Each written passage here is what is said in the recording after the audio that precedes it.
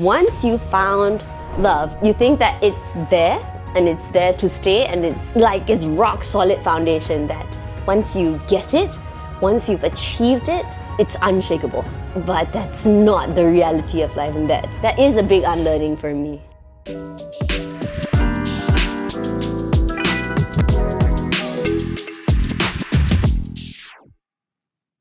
Hi honey, it's the Sarah girl, and I'm back today to talk about something that actually, I started off smiling, right? But it's something that pisses me off quite a bit. You know how it is in the first few decades of life, maybe the first 2 decades of life, you dedicate it towards learning how to, well, basically survive and not die, right? Or survive in the society that you are in. So that's a good, 20 years of life, they're like, nah, you just need to learn everything, and then after that, you're just going to be able to apply, and you're going to sail through life, you're going to be an adult. Not sailing, of course, but you're going to go through life, and the learning process of all those 20 years, they're going to pay off. They're going to pay off. What are you guys talking about? What are you guys on? Because the most things that I've learned in the first 20, 30 years of life, now I'm realizing it's not what it is that I thought it was, guys. I learned all these things, now I'm having to unlearn them and relearn them. What's the point in all of this? And that's gotten me genuinely pissed off because I thought I had it figured out. As with most things in life, and then life sort of gives you a humble pie and says nah, you don't know anything. So yeah, genuinely pissed off, but of course taking it with a pinch of salt and trying to figure things out as they come. I have 3 things that I genuinely thought that there's no way that I can not know these things. These things that I've learned must be taken at face value. There's no way that there can be a different meaning to it. Nope. They seem very simple. I thought, these are the 3 major things that would not be proven wrong, but let's talk about it, shall we? Alright, here's the first one I'm going to be talking about, and I will talk about love this time round, guys. I know y'all love talking about love, and maybe it's the fairy tales that I bought into, I still buy into them by the way, that blinded me to this lesson or the deeper learning of this particular thing. I had the impression that once you found love, and here we're talking about romantic love, right? Not just any one that you pick on the street, the right one. You've done all your homework, you've done all the the dating, the long-term thing, you've done you're making sure that everything matches, right? And when it does, you think, or I think that, once all those stars align, once you find the right one, you think that it's there and it's there to stay, and it's like this rock solid foundation that once you get it, once you've achieved it, it's unshakable. But that's not the reality of life, and that is a big unlearning for me. I still am unlearning it, I think, and trying to relearn it. So you work really hard, or one works really hard on getting to that point, right? Where you find the right one for you. And what a great feeling, what a great experience all of that is. You go through all the drama, there's all that, I don't know what words you would use, turmoil, drama, happiness of course, and you've got all those things that in a fairy tale would happen before the happily ever after, right? Just basically the whole movie. But once you get to it, and of course in real life, what happens is that you have 2 people, 2 adults, mature people who know each other, of course, to be trustworthy, kind, loving, reliable, caring, all those good things that you need in a relationship. Once you have it, you're like, wow, I've worked so hard for this, and of course it's gonna stay, right? It doesn't happen to just anyone out of nowhere. It's a lot of work that goes into it. I thought that for sure, once you put in that much work, it's yours. It's there. I thought that it was something that was there to stay through hell and high water. Yeah, you're happily ever after, right? Because you checked everything, you made all those mistakes, you stuck with each other till the end, and then there you are in that situation. And that's the gem, right? That's everything that you've been working for. All that to say that it was impossibly naive of me to have that thinking that that was the teaching, that people were teaching me, once you get love and, it's just gonna stay there forever. That was what I took from it. No blame on anyone else. It's not that I didn't know that relationships in general take a lot of work to sustain and, to have longevity to it. If we're talking about other sorts of relationships that have love, you have family, that involves love. You have your chosen family, that also involves love. And I know for a fact the amount of work that goes into sustaining those types of relationships, whether it's the family that you're born into or your chosen family. So much effort, and nothing just blooms out of the blue, right? Here's the thing. I think what threw me off was I did not know exactly how much work a romantic relationship required to be sustained over a long period of time. And what surprised me the most was the reality that actually in a relationship like that, you need to choose each other every single day. I don't care what signing, you signed contracts and you've made promises and used words and stuff like that. The reality is that you get to choose every day. Every single day, you get to choose and you have to choose each other. And that's a daily thing. So it's a little bit more, I guess, taxing, a little bit different, and a little bit, it surprised me. Let's just put it that way. The amount of work and the amount of effort it actually takes to sustain romantic love. So it's the degree of work that surprised me and is the core unlearning and relearning for me, because I thought, for some reason I thought, oh, you deserve this. Someone's going to be choosing you for the rest of your life because both of you have done the work.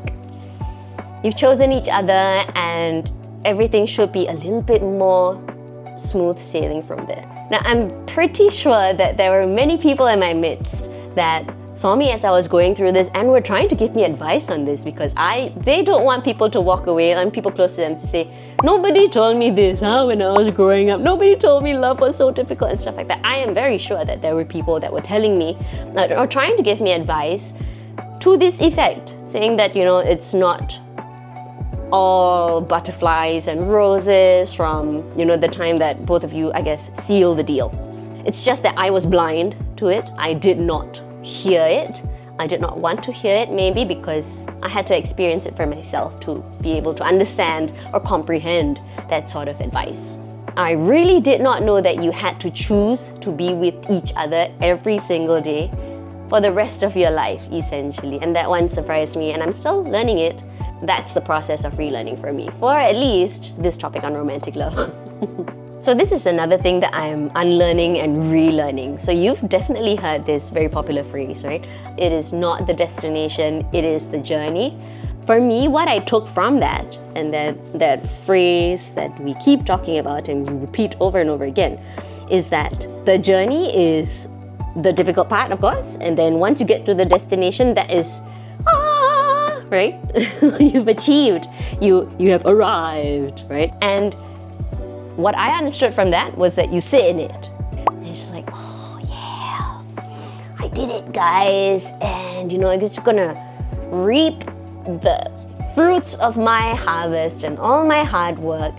What I didn't understand, though, was that when I saw other people around me, of course, they're all about the journey as well. And then they have goals, destinations. But once they reached the destinations, and many of them reached the destinations way before I did. Once they reached it, they poised themselves or had their eye on the prize of another destination already, a bigger, a better, loftier destination. Flabbergasting, I was puzzled. I was so puzzled. Like, are all of you not grateful for, being able to say that you've reached a destination? You've had all these years of journeying towards it. Why are we not sitting in it, celebrating it for more than a hot second before thinking of the next thing? What I think when I think of getting to a destination is I'm gonna sit in it. I've worked all my life to get here, to dream even bigger than that. Wow, something needs to change, because I will be happy once I get to the destination. Once I get everything, I'll be so grateful. Be like, Sarah, you did it. Like, bask. right? Yeah, that's what I thought it was. It didn't last very long though for me once I got to a big dream of mine as well, or many other big dreams as well. What happens is that we stagnate. And yeah, you can bask in the glory and in, you know, the happiness of having reached a goal. But I do think the other people got it right with this one, because I think stagnating it kills a lot of joy that you possibly could have in life if you had something else to look forward to. Because if we don't have something else to look forward to, what is worth living? It sounds like I need therapy, but we need something to be working towards, or an eye on a prize, basically, to put it very simply. The unlearning of this for me is actually just understanding that me witnessing other people, these bigger and loftier dreams, every time that they reach a destination is just human nature. And yeah, because I learned it because it happened to me. Once I got to the destination, I was like, okay, like I'll sit here. And I stagnated for a long time. And I was like, I think I get it now. I think I get why the journey is never ending, because the process of stagnation, staying in one place at one destination, gross. Would not have known that had I not experienced it firsthand. It's kind of what keeps us interested in living, isn't it? To always have your eye on a new prize, on a new goal, on a better way of being, maybe. Maybe it's not even about material things. It's just a better way of being. So eye on a different prize every time you've reached one is actually a good idea. I took it that people were not grateful about how far that they've come, and that's what I frowned upon, but I get it now. I get it now. I understand the deeper meaning of it. So, unlearning, relearning. So this other thing that unlearn and relearn has to do with talk. So when we meet people for the first time, whatever situation, work, private life, all these sorts of things, you have conversations, you get to know each other's hobbies, know what you've worked on, all the good things, right? And even in job interviews, we will ask this question, like, if you had to work with you, what would be the worst thing about working with you? In an interview, it's probably going to be like, I'm so detail oriented. Like, sometimes I can't let things go. Even how minute a change is, like, if just that perfectionist in me will not rest until that thing is corrected, for example. I've learned to believe people now. I've learned to believe people when they say that they are a certain way. If they say that, the worst thing about them is that they are so perfectionist, the negative iteration is that they just can't let things go. Certain things in life, you need to be able to let go. But I've here, on my side, talked to myself to the point where I'm like, okay, this person is going to be perfect. Even their worst thing is really good. But then when they deliver on their word and they just can't let things go, I'm just sitting there, what in the world have I done? Because that person delivered on their word. They were transparent about it. It was me who was trying to put a positive spin on it. And I'm here letting myself down. Believe people when they tell you who they are, because who else would know them but themselves? So Sarah, no need to spin people's lives and try to see the good in everything, every single thing. Sometimes it's just okay to let things be as they are. Alright, so those are some things that I thought I learned. I thought I was done with those lessons. I'm having to unlearn them, relearn them. Still pissed off, but still just trying to trudge on with life. These are just 3 things, guys. My list of things that I'm having to relearn is long.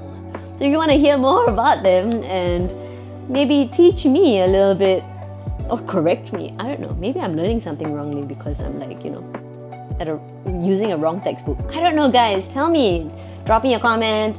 Leave a like if it happens to resonate with you this time, and share the video, subscribe, do all the good things on YouTube, guys. Until next time, I'll keep learning, unlearning, and relearning, I guess. So I'll see you. Take care. Until next time, honey. Bye.